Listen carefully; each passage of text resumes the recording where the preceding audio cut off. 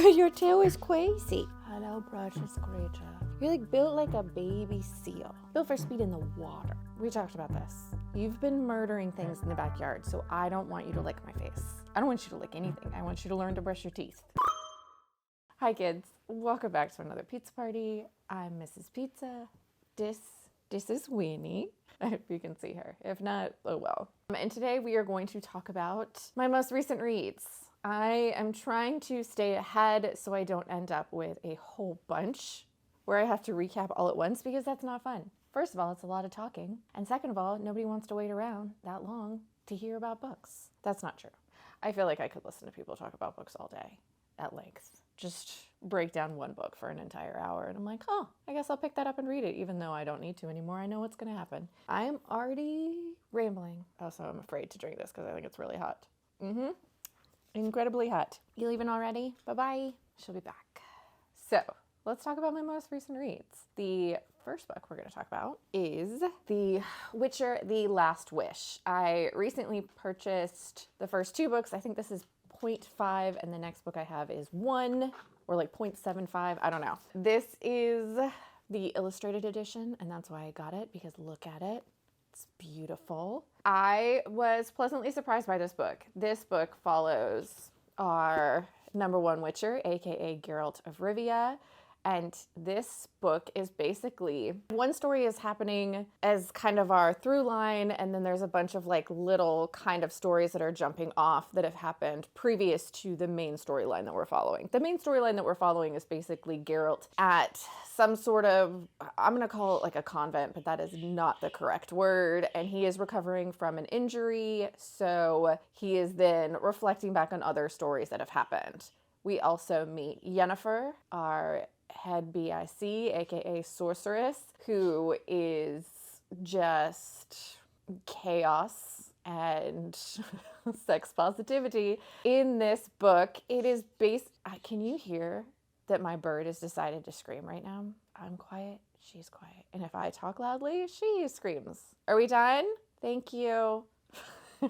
So in this book, we have basically, I thought this was going to be a lot darker than it is. It is a bunch of kind of fairy tale retellings. You'll recognize at least a little bit of most of the stories, or at least I did. Geralt being a witcher and figuring out, you as the reader figuring out what a witcher is.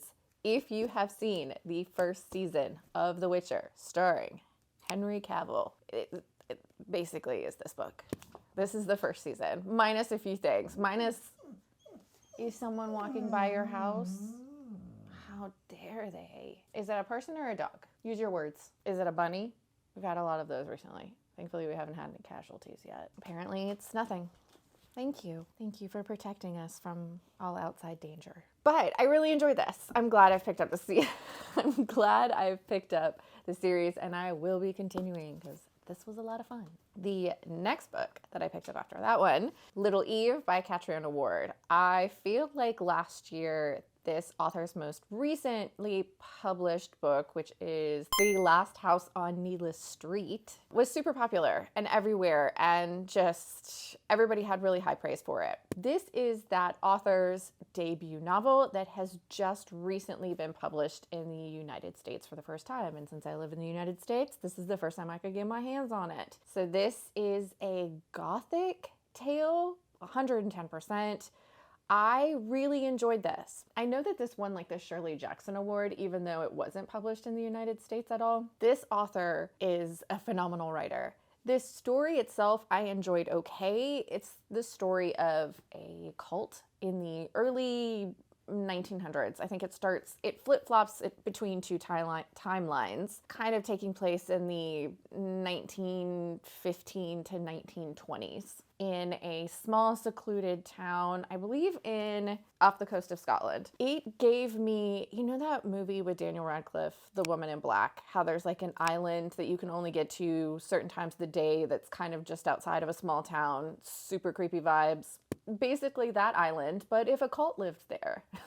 The story, jumping between these two timelines, is one timeline following a cult member before the opening chapter happens, and another timeline following a cult member after the opening chapter happens. The opening chapter starts with a bang. You just get into the mess real quickly. But the rest of it kind of creeps and crawls and is eerie, and you're trying to piece things together about what happened. I mean, you kind of know what happened, but basically why? How did we get there? How did this horrible event happen in the beginning of this book? This was the most interesting when you're following the dynamics of the cult members. It's this group of people that are led by, they call him Uncle, and he has them all secluded in not only this small town, but on this island. Like, they are just a group of them all by themselves, and he's telling them what's happening and what's gonna happen in the afterlife, and they have just bought into this mess. There's a lot of questions of how everyone came to be here, who they are to each other, but basically you're following the cult around, and it's this family that loves each other but can't necessarily trust each other because of the dynamics of the cult. I will say, this was beautifully written. There is like sentences in this that I read and I just like had to pause and appreciate what the hell I just read, because sometimes you're just like, that was the thing. That was the thing. This author did a thing.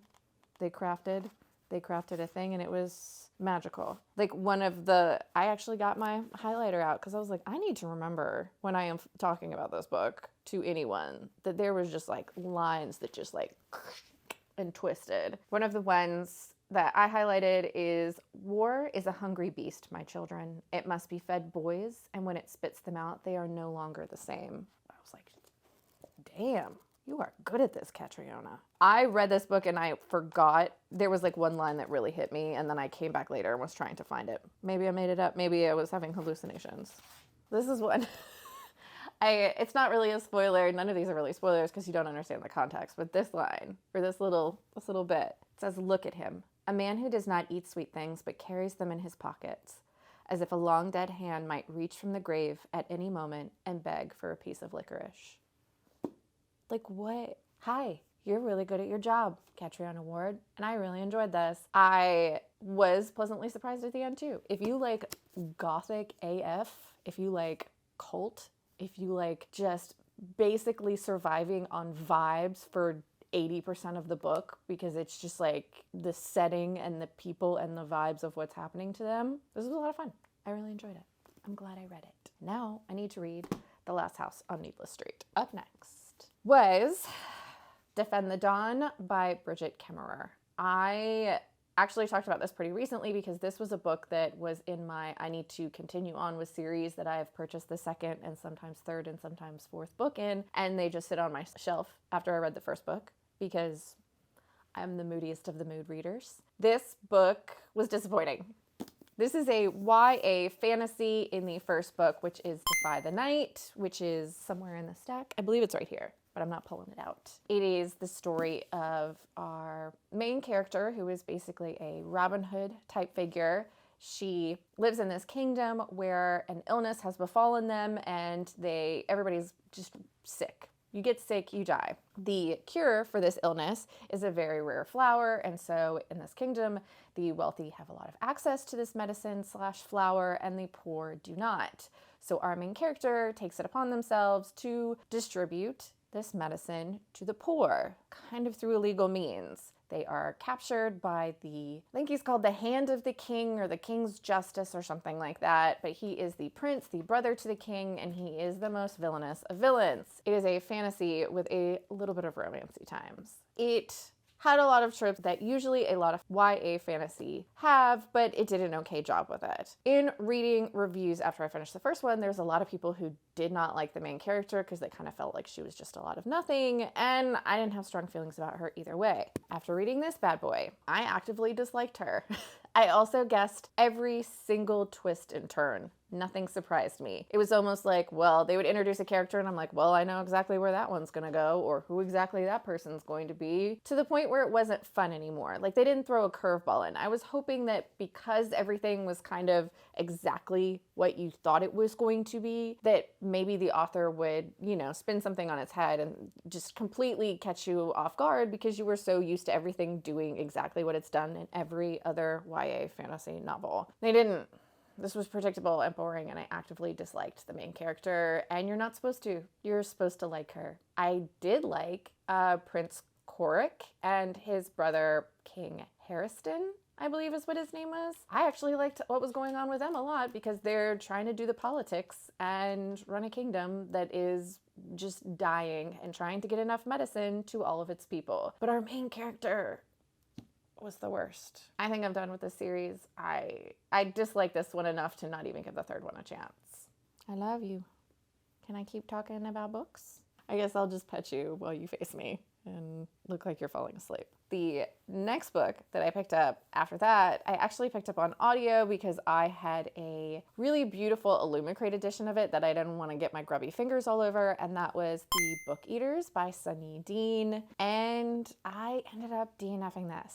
I am a really moody mood reader, and sometimes, even though I probably would love a book, I'm reading it at the wrong time for me, and that's what I felt like I was doing with this book. I got a decent way in. I think I got about 55, I think it was, % of the way in. Decided to put it down, and I will pick it back up later because I feel like I will enjoy this. The Book Eaters is a fantasy horror is what I'm going to call it, even though I don't know if that's correct. You are following our character Devon, and she is a member of a group of beings. I don't even really want to call them people, but they look like people, but they're different. They eat books, and in ingesting these books, they gain the knowledge from them. Now, book eaters are an ancient society that is dying out, and so they have very strict rules on kind of the houses, the different members, and Devon has given birth to a very feared thing that is a little more rare in the book eater world, and it is called a mind eater. And her child, the mind eater, does not survive on eating books. They survive on eating minds. This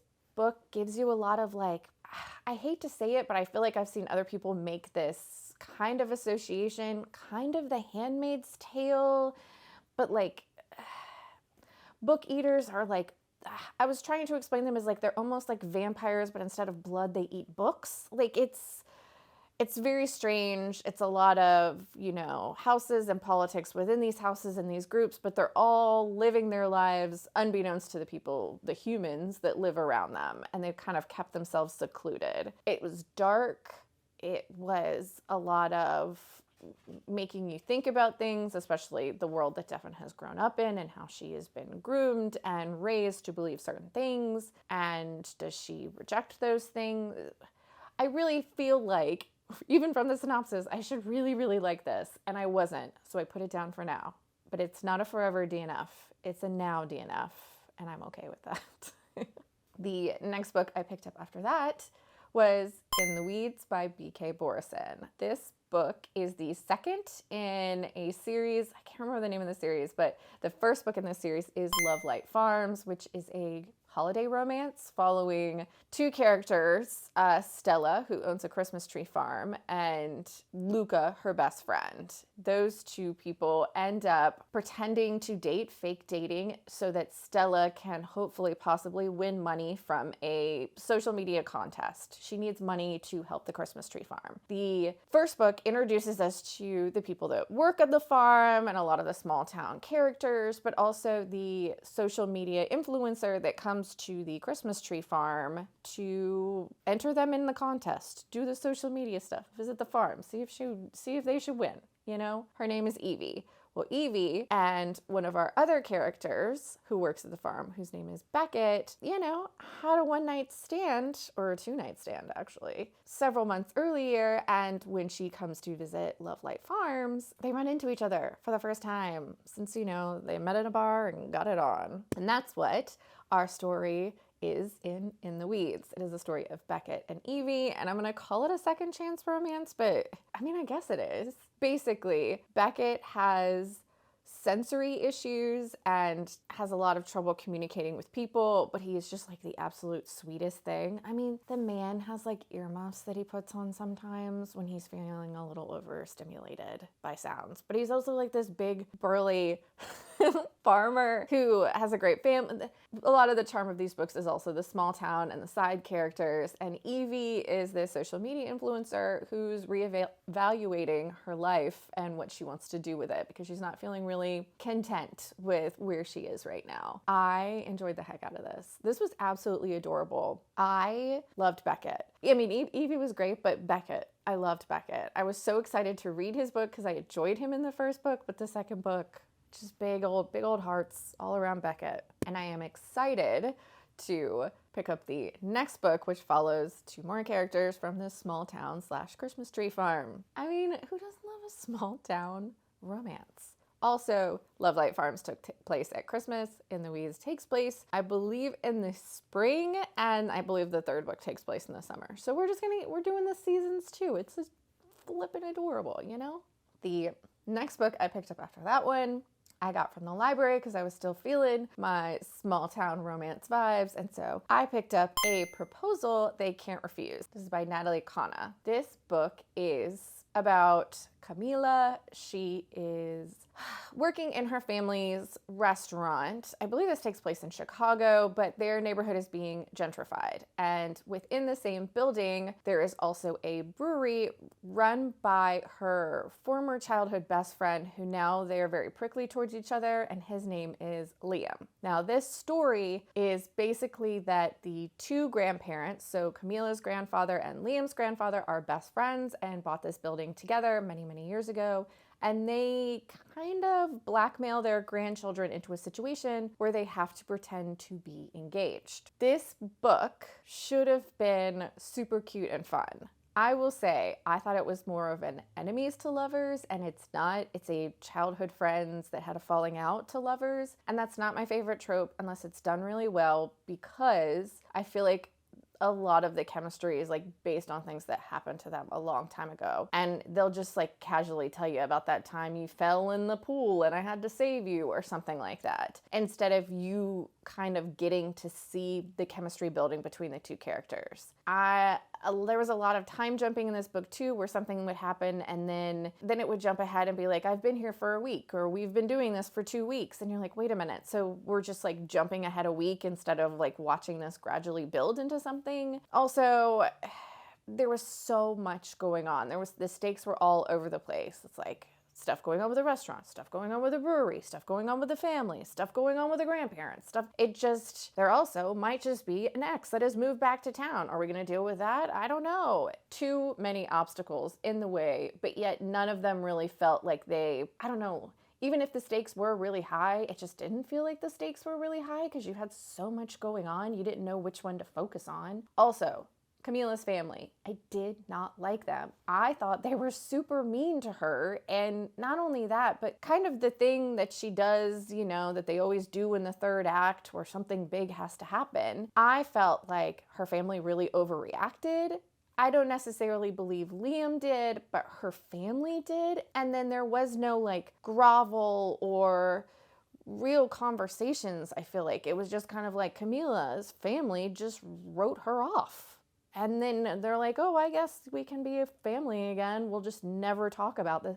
I didn't think it was handled well. I didn't really enjoy her family, and I didn't really enjoy a lot of the side characters. It isn't something that I'm going to continue reading on with the series, and I was slightly disappointed by the whole book. The last book we're going to talk about is Legendborn by Tracy Deonn. I picked this one up because I heard everybody ranting and raving about it, as it is a YA, but it also is like an Arthurian kind of Knights of the Round Table fantasy, but it's set at a school setting. I think this book, in the right hands to the right people, is going to be a favorite. I am not the correct audience for this and kind of just had a okay reading time, but I don't think that should discourage anybody that is the right audience for this from picking it up. I can tell when something's good, I'm just not the right person to enjoy it. Basically, this is the story of Bree. She is 16 16 years old and has recently had to deal with the loss of her mother. Fast forward a few months and Bree is in a prestigious program where high school students are sent to UNC Chapel Hill to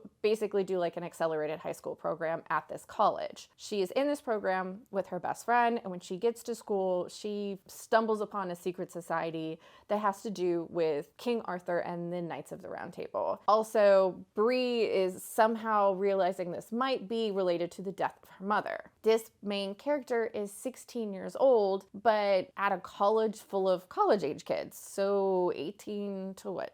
18, 19, 20, 21, 22, 22, 23, maybe even 24. Most of the people that she is dealing with are in her age group. They're either other people within the college program. So at their oldest, they're like 17, 18, but there are people that are obviously supposed to be a little bit older. It doesn't make sense to me why this is set at a college, other than I guess they need the freedom to have this secret society, but why not make the characters themselves college age? That was a little bit of a thing for me that I was like, I don't understand why this character just isn't 18. And also, there is a lot of lore and really cool fantasy background. A lot of thought was put into this, and I can really appreciate that. But I feel a YA love triangle forming, and they are not my favorite. I don't love a love triangle to begin with, but the YA ones, I know they are a tried and true trope. I know it. Like, we got the Bellas and the Edwards and the Jacobs. We got the Katniss and the Peeta and the Gales. Like, I get it. But that doesn't mean that I have to really, love it. This book has a lot of great messages, and I think in the right people's hands would really make them feel seen. There was a lot of things in this that I really appreciated. I'm not the right audience, and I can totally get behind that, so I'm not probably going to continue with the series. But if you do have someone that is into YA, especially like having a main character that is a young Black girl that is, smart and resourceful, but also still having to deal with prejudice and racism, what it's like to be a young Black person at a college in the South. So there you go. But that, kids, is my most recent reads. I'm gonna stop right there because we're gonna get into some books that I've been doing some reading vlogs for, and those can be their own separate thing. But I hope you're reading really good things out there wherever you are. I don't know where Winnie is. She left us a while ago. Probably is murdering more woodland creatures. I'll see you next time.